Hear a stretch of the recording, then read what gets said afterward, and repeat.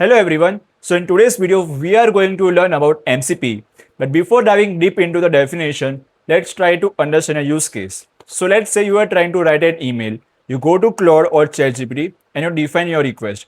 It gives you the email content which you later on copy and paste it over your email body. So here you are manually copying your content from Claude or ChatGPT and pasting it to your Gmail. Now this thing can be automated via MCP.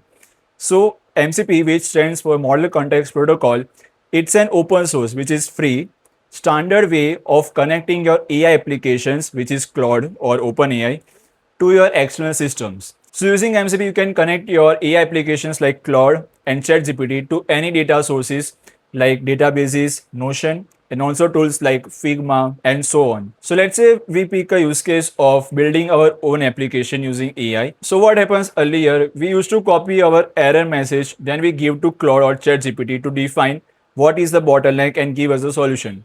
Now that AI has the context of the information we have provided, not the actual data source. So now through the MCP, we can connect our AI application to multiple data sources, like it can be the logs that we are getting error from.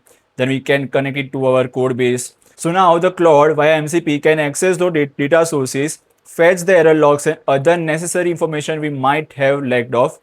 And then based on it, it gives you the correct code which via MCP can also modify your code base and then it gives you the perfect product. So you can think of MCP as a USB-C port. Just as a USB-C provides a standard way to connect electronic devices, MCP provides a standardized way to connect AI applications to external systems. You can see in this diagram. So for example, you forget about MCP and you consider yourself as a middle person. You are using Claude in your chat interface and you are working on, let's say, some Google Drive or Git, or maybe you can say Slack.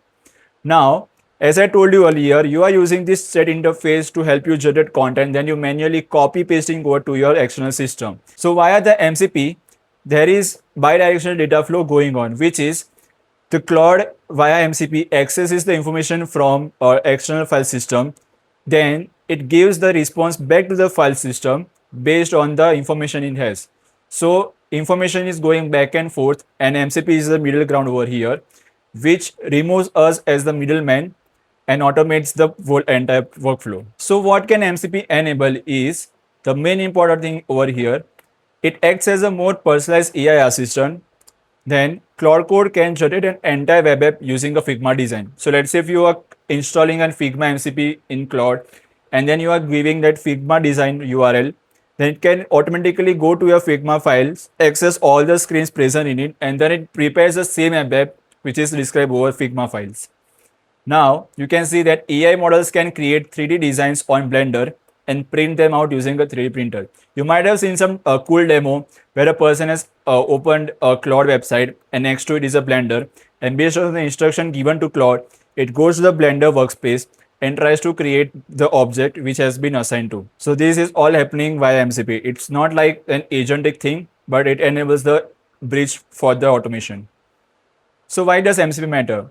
As important for developers, it reduces the development time and complexity when building. As I told you, instead of manually copy pasting the error and trying out the solution, we can automate this whole thing via the MCP. Then for end users, main important, MCP results in more capable AI applications or agents which can access your data and take actions on your behalf when necessary. You can create your own MCP servers, you can create your own MCP apps in case if you didn't find any. So if we see some real use case, let's go to the Claude website and you can see over here there is a customized option over here, which on click you can see skills is open, but we will later on focus on it. Let's focus on these connectors, which is similar to MCP. So I can connect my Claude to any external systems like Gmail, Slack, Google Calendar.